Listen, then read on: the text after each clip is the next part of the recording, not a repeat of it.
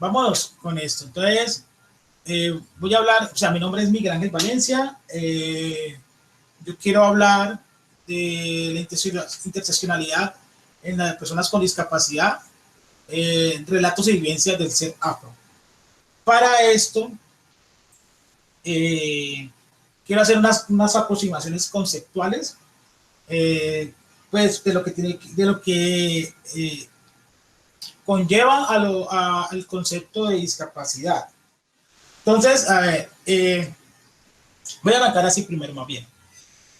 Mis familiares, mi papá y mi mamá llegan acá a la ciudad de Cali, provenientes de Tumaco, y ellos llegan a trabajar a asuntos diferentes. Por lo menos mi mamá llega a trabajar en una casa de familia, donde solamente ella podía trabajar de interna en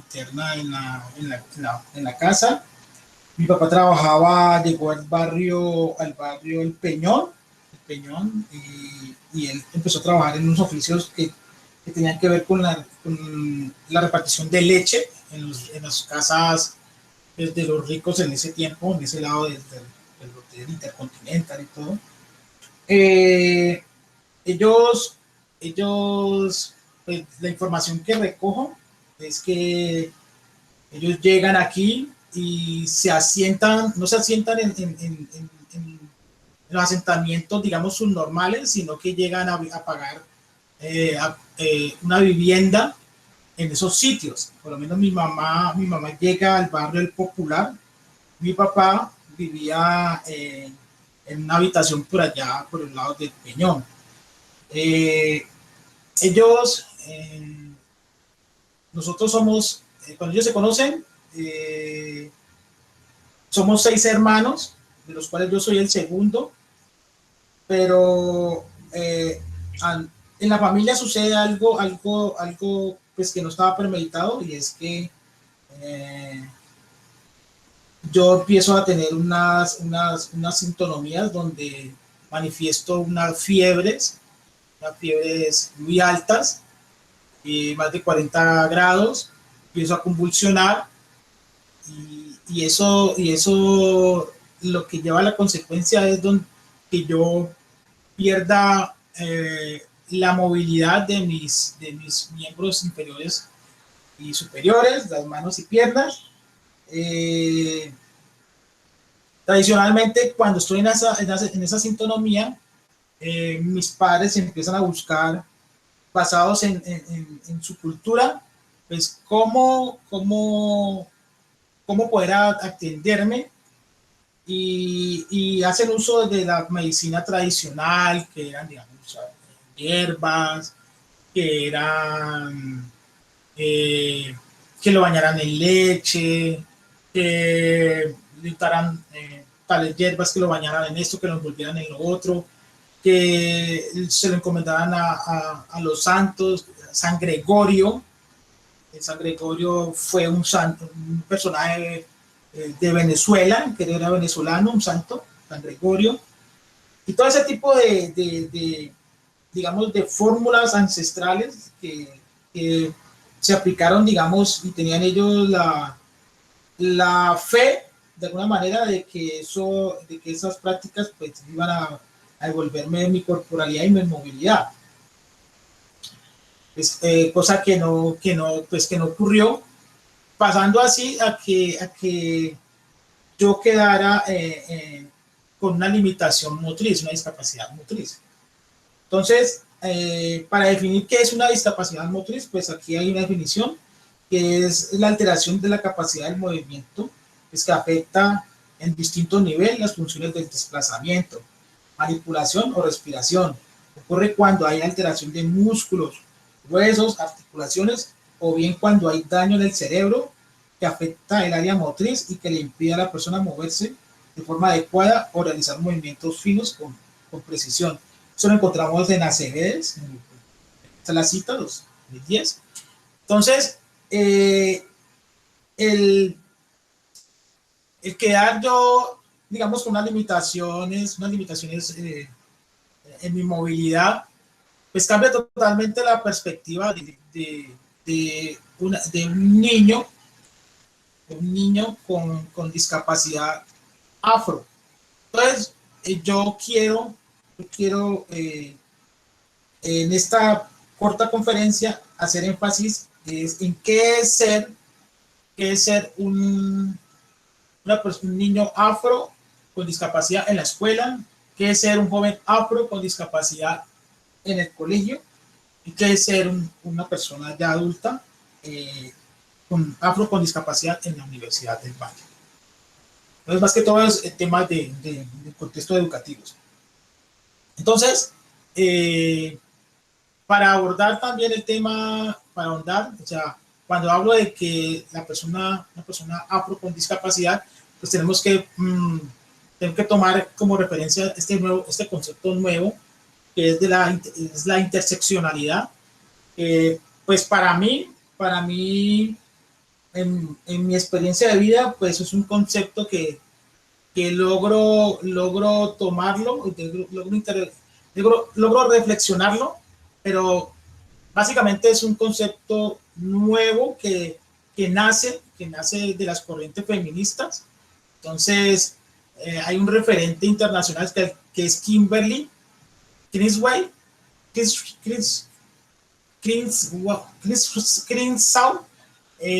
y ella lo que define por interseccionalidad es como un enfoque por el cual cada individuo sufre opresión o discriminación en función de su afinación de diferentes categorías sociales. Esta es la que encontramos como género, clase, raza, etnia, discapacidad, sexualidad, etc.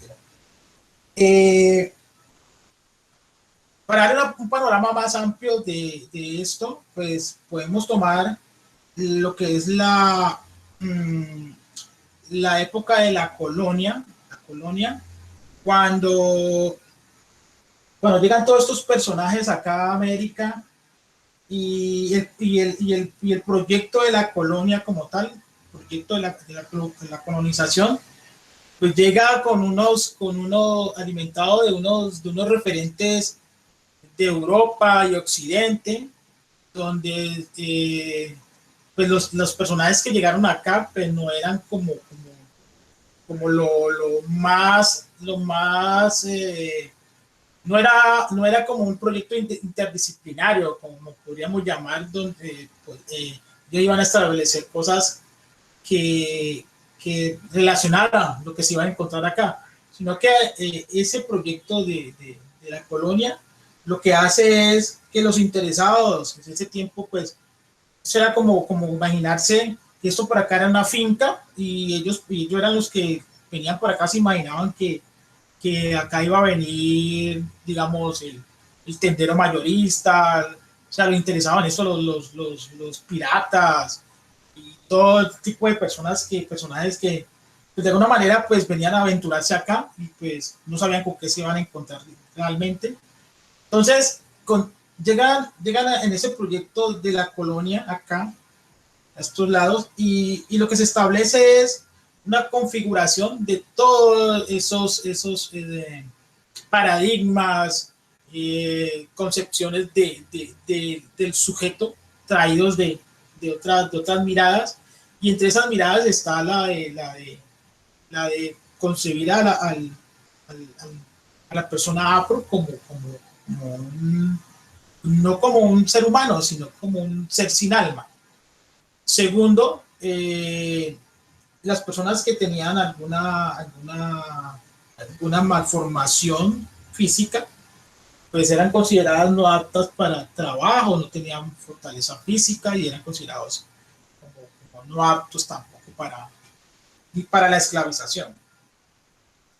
Entonces, cuando hablamos de la colonia, pues se configura donde ya las oportunidades para los afro dentro de la esclavitud pues son muy reducidas, son muy minimizadas y todo lo que plantea, pues lo que sabemos de todo ese proceso de la colonización, tanto para los indígenas, para los afro, pues viene de esa corriente. O sea, como para ilustrarlos de cómo la colonia pues se impregna en estos espacios de exclusión, de todas maneras, hacia los afro, los indígenas principalmente. Entonces, con la discapacidad también tiene otro paradigma que logra impregnarse en la sociedad, y es que la discapacidad ha tenido múltiples reflexiones a través de la historia y digamos, se ha atravesado por tres modelos principalmente. Entonces, el modelo de la prescindencia, pues que habla de que las personas con discapacidad, pues que no son útiles, que son consideradas como un castigo o una maldición, pues que deben ser eliminadas de la sociedad. Eso lo practicaban los espartanos y todos esos guerreros, la visión de los griegos, donde tenían que, se le rendía culto al cuerpo, a la belleza.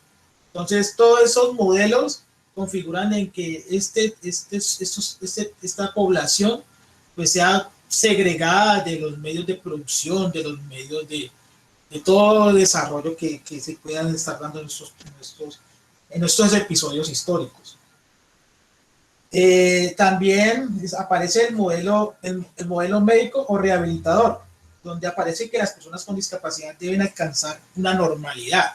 O sea, se basa en que las personas con discapacidad no tenemos una normalidad y que debemos alcanzar la normalidad, y eso se logra por medio de la rehabilitación. O sea, que la persona pues debe tener un proceso para poder rehabilitarse a la sociedad. Si no logra rehabilitarse a la sociedad, pues permanecen segregadas. Esto pasa por unos ejes transversales, o sea, que nos marcan totalmente desde el desarrollo, desde todos los medios de producción, este modelo hacia esta población. En estos momentos aparece un modelo que es el modelo social, el cual está invitando o está mostrando de que estos dos paradigmas anteriores pues están perdiendo vigencia, están perdiendo fuerza o jerarquía, hacia un cambio, de manera de entender que la discapacidad pues es un concepto móvil que se va transformando, y se asume que la discapacidad es igual a la deficiencia, pero se agudiza con el entorno social. O sea, ya esto cambia y ya no es concebida la persona con discapacidad como el problema central, sino que es el entorno social que limita más a la persona en cuestiones de acceder a productos, a servicios y oportunidades. La discapacidad pues no radica en el individuo, que es la propia sociedad la que genera la exclusión, y esto ya se debate en las convenciones internacionales y se da participación activa de estas personas con el fin de aportar nuevas realidades sobre las personas con discapacidad. Y aparte de que se hace el debate y se participa sobre este nuevo paradigma social, este nuevo modelo social, pues allí apoyo a la profesora Marinela, porque es que a nivel de legislación en los países, pues se utiliza el término personas o persona con discapacidad o en situación de discapacidad. Bajo el modelo social que busca la reivindicación o promueve los derechos de las personas, pues está promulgando el hecho de que se adopte un concepto que no sea peyorativo y que no genere exclusión y que no haga énfasis en la deficiencia, sino que más bien haga énfasis en la capacidad del sujeto. Entonces, eso es muy importante porque a veces está la discusión donde cuando uno dice no, que una persona con discapacidad o una persona con habilidades diversas o con diversidad funcional.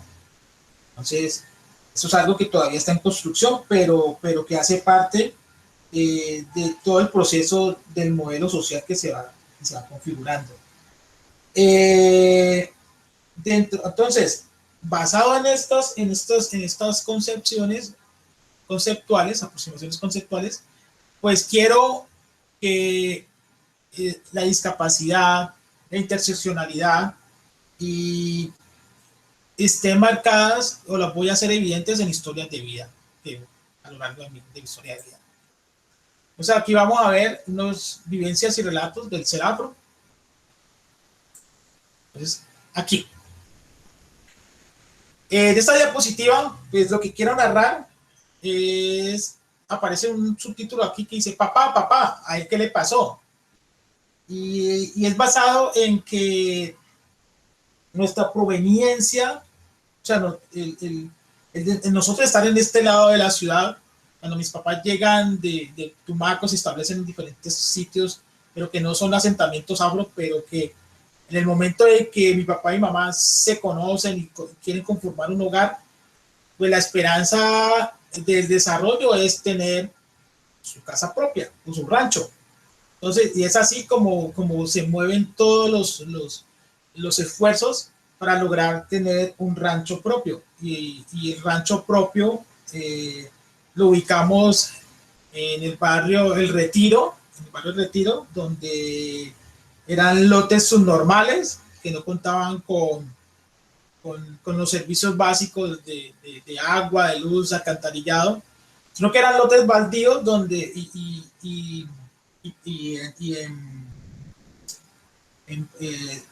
empantanados, donde se tenían que rellenar con escombros y después de eso te tenía que construir pues, con bareques, con esterilla, con tejas de cartón, empapelados y todo ese tipo de adecuaciones, las cuales pues para nosotros era el inicio de nuestro primer rancho.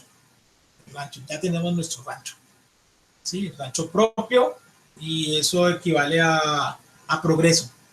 Entonces, esta es una foto muy bonita donde estoy yo, está mi hermana la mayor, estoy yo, está mi hermano José Luis y está mi hermana Marisabel. En esta etapa del inicio del desarrollo como tal de una familia afro, proveniente de Tumaco y que se asienta en el suroriente de la ciudad, el barrio El Retiro, pues significa para nosotros un punto de partida donde ya aparentemente se formaliza la familia y ya el hecho de que tengamos un rancho propio pues es algo muy, muy significativo. Atravesamos muchas vivencias, muchas experiencias por el hecho de vivir en un barrio subnormal, inundación, que los ranchos por tomar la energía de los postes, hubo mucha gente, varios episodios que personas se electrocutaron, ranchos que se quemaron, bueno, en fin. Pero esas vivencias, de alguna manera pareciera y sentíamos, ya ahora como adulto, pues uno reflexiona sobre eso, y pareciera que eso que estamos viviendo, eso era para nosotros, eso hacía parte del vivir, del ser una persona, eso era el anhelo pues, máximo que tiene la persona para emprender un proyecto de vida. Entonces, eso por un lado.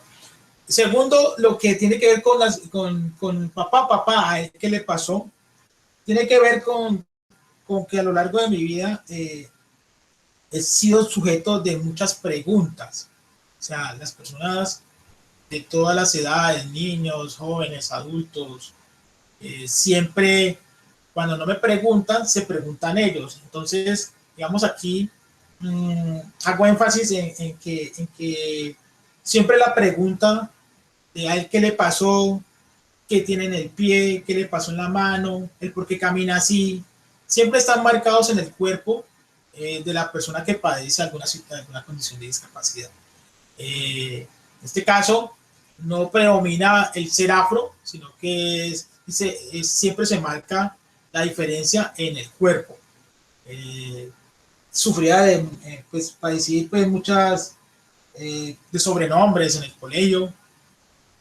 En el colegio había mucha, decían patecumbia, el dólar, cru cru, el monstruo, las niñas, yo les iba a hablar y las niñas se asustaban, salían corriendo. Y un tipo, muchas reacciones hacia mi condición que de alguna manera impedía mi participación más tranquila y más formativa en el momento de crecer en comunidad con la escuela. Aparte de eso, en este periodo histórico de la familia, pues los colegios quedaban muy lejos del barrio subnormal. Entonces, debido a mis problemas de movilidad, pues era muy difícil que yo encontrara un colegio que pudiera estar con los chicos. Entonces, el colegio quedaba demasiado lejos de donde vivíamos. Y sí, por lo regular, siempre las clases eran en la mañana. Y a veces me tocaba abordar un bus.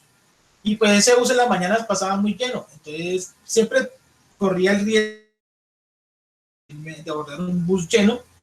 Y pues lo dejaba pasar, iba caminando, iba avanzando, y dejaba pasar el otro. En ese tiempo pasaba el azul crema ruta 2A, por el barrio del Retiro. Y por lo regular siempre fue toda una semana, los primeros días toda una semana, llegando tarde a la escuela. Una vez de tanto esperar el bus, llegué a pie a la escuela, llegué como así, era el turno de la mañana, las clases eran en la mañana, y llegué casi a la hora del recreo, que era a las 10 de la mañana. Eso me causaba mucha frustración porque no lograba, siempre me sentía excluido pues de ese tipo de situaciones. Después optamos por estudiar en las horas de la tarde, pues para que no tuviera como esa dificultad. Siempre fue como tratar de adaptarme a lo que había para mí o lo que se podía establecer. Otro tipo de pregunta era que siempre estaba marcada la pregunta de a él qué le pasó, el por qué camina así, el por qué está así. Y pues yo la verdad no tenía una respuesta lógica para eso, porque cuando pues, estaba como más pequeño, a mí me decían que yo era un niño especial. Primero, o sea, en la familia, la determinación que se dio, la denominación que se dio era que yo pues, había padecido una enfermedad, pero pues en mí eso de que estaba enfermo no estaba como catalogado de que iba a vivir toda la vida con esa enfermedad, sino que estaba enfermo, tenía una enfermedad, y pues en mi reflexión de niño, pues pensaba que en algún momento se me iba a quitar. Entonces, esa era como una concepción de mi realidad en ese momento como niño. Ya después, alguien externo a la familia,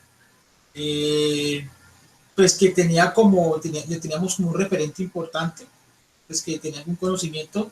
Él dice, no, lo que pasa es que él no está enfermo, él es un niño especial.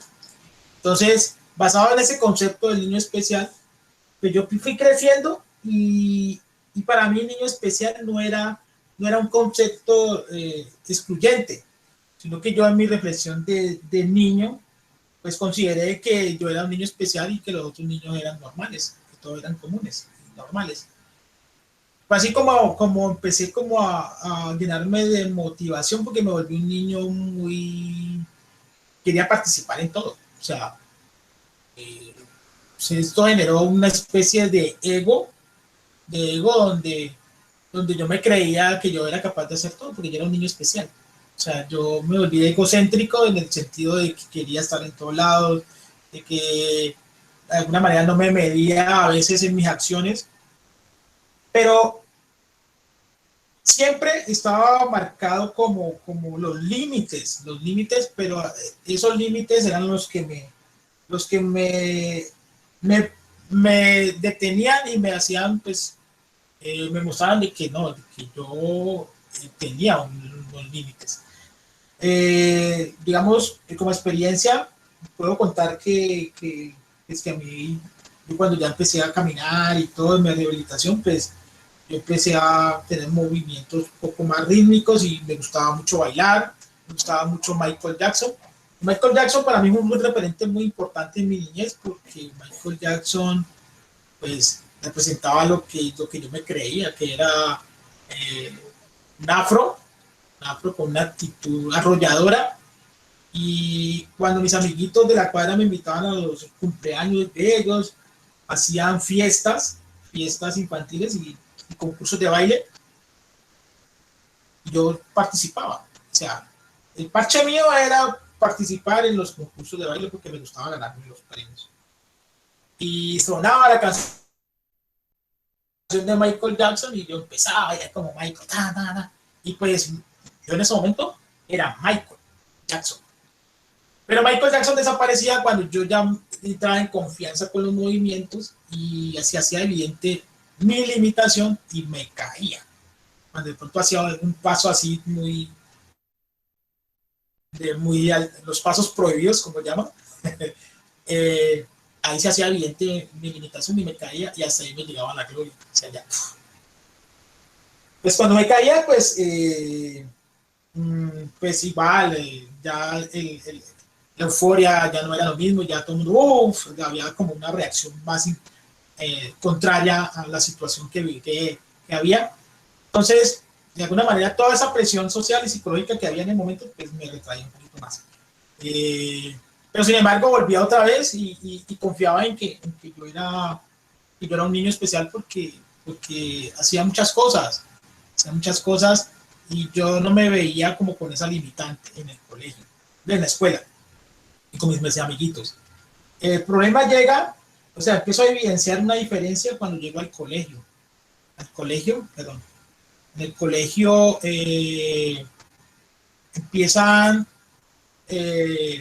los chicos a, a ponerme más sobrenombres y de alguna manera, pues yo siempre quería participar y era como, la participación era muy limitada porque los que eran recocheros digamos, hacían bromas violentas, pues no se hacían conmigo porque les daba como un temor de tumbarme, de hacerme una mala caída. O sea, la participación en el colegio fue ya más restringida porque los chicos no tenían como esa afinidad de estar conmigo. De hecho, en ese espacio del colegio, el profesor de educación física, pues prácticamente todo el bachillerato me regaló la nota porque pues él no consideraba no se preguntaba si yo era capaz de hacer alguna actividad física. Entonces pues yo prácticamente era como, me ponía a cuidar los maletines y el resto de los chicos hacían educación física. Entonces la nota pues, era una nota ahí como simbólica. Pero así todo, pues logré como culminar mis estudios de bachillerato, pero pues marcado con una diferencia, yo ya me sentía pues de que tenía que, para las cosas muy básicas, culturalmente, cualquier individuo los puede desempeñar, pues a mí se tenía que configurar de otra manera, tenía que hacer tenía que mm, eh, intentar hacer las cosas, pero de otra manera, pero no de la manera tradicional o de la manera convencional como todo el mundo lo hace. Entonces, esas formas diferentes de hacer eran las que las personas no estaban acostumbradas a verlas. o aceptarlas, entonces como que había algo allí marcado. Aquí aparecen las miradas y los gestos. Esta foto las pongo porque también mucho tiempo yo pues me avergoncé pues como de mi cuerpo físico, porque pues no era un cuerpo de una persona afro que es considerada el afro. De hecho, una de las razones por las cuales los afro fueron como la fuerza de producción económica en el negocio de la esclavitud es por su fuerza física. Pero desde la interseccionalidad, pues yo era un hombre afro con discapacidad, pero pues no tenía toda esa fortaleza y todo ese tipo de cosas. Entonces, ahí también había como otras dos líneas que se cruzan, donde, pues aquí esta foto, estoy con mi hermana, estoy yo, y está mi otro hermano José Luis. Esta foto me llama mucho la atención porque a mí no me gustaba salir en las fotos. No me gustaba salir en las fotos porque yo me veía que no me veía estéticamente bien. A veces cuando se me notaba que tengo una pierna más delgada que la otra, cuando el pantalón se me notaba que una bota era más angosta que la otra, pues no me gustaba eso. No me gustaba que se me viera la mano, no me gustaba ponerme pantaloneta, no me gustaba andar sin camisa. O sea, me daba pena. A veces cuando llegaba alguien a la casa y yo estaba sin camisa, corría a ponerme la camisa.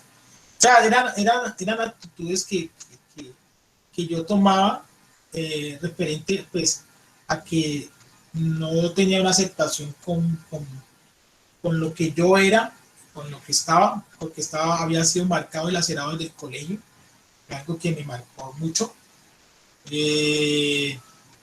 Entonces, esas miradas y gestos, las miradas, hasta ahora último, pues ya he podido como naturalizar, pero siempre toda la vida he sido presa de miradas y las miradas son de todo tipo, o sea, son múltiples miradas que en el momento uno no sabe descifrar cuál es la que predomina más, si es de admiración, de asombro, de lástima, pero son todas, son de todo, los gestos.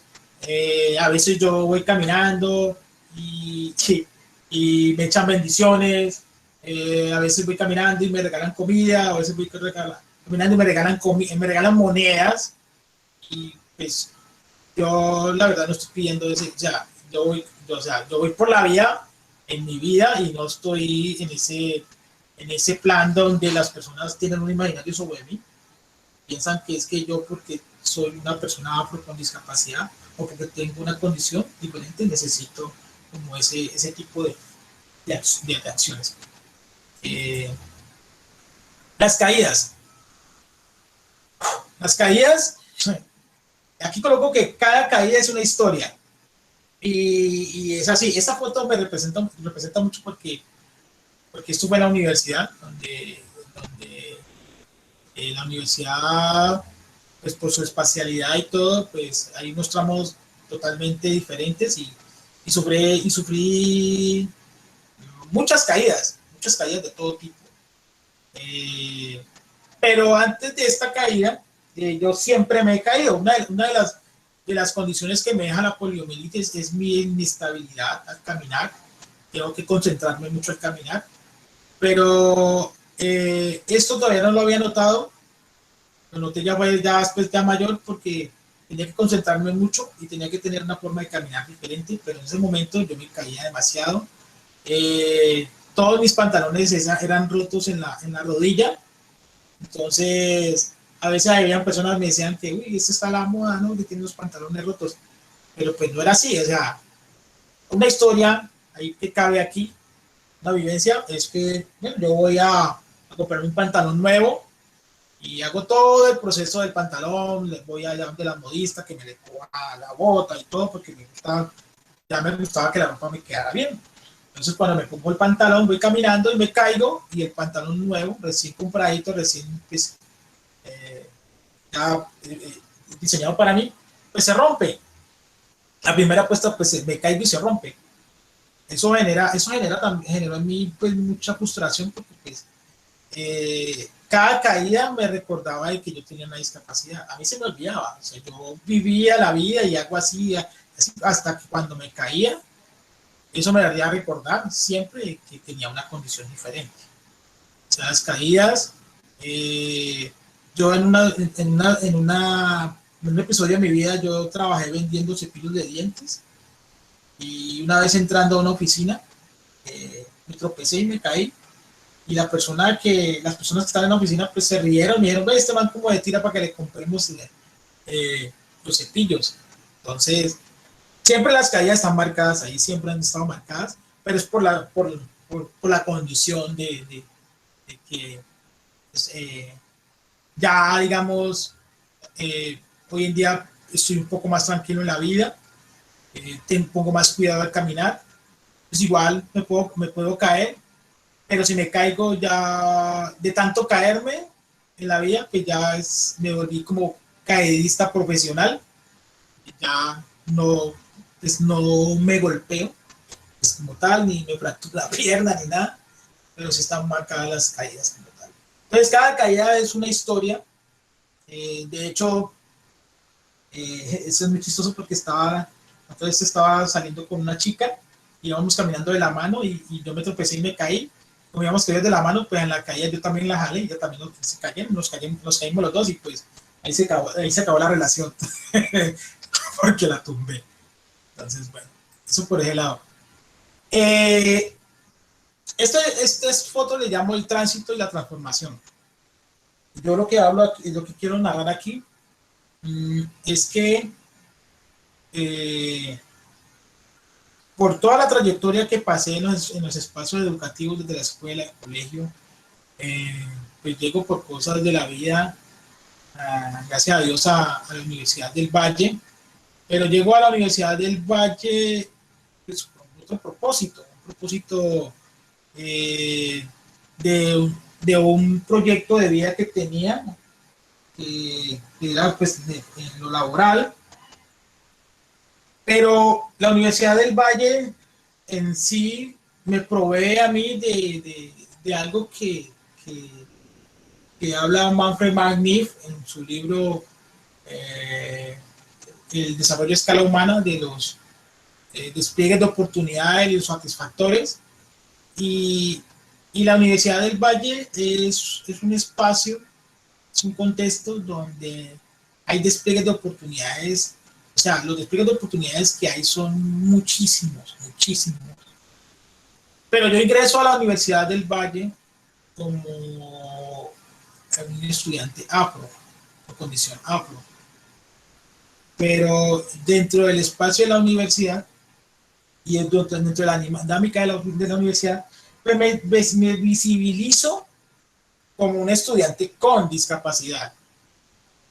Y ese rol de estudiante con discapacidad allá, pues hace que automáticamente me configure en un referente donde las oportunidades académicas, sociales y todo lo que tiene la comunidad universitaria, pues me aporte positivamente o de pronto no.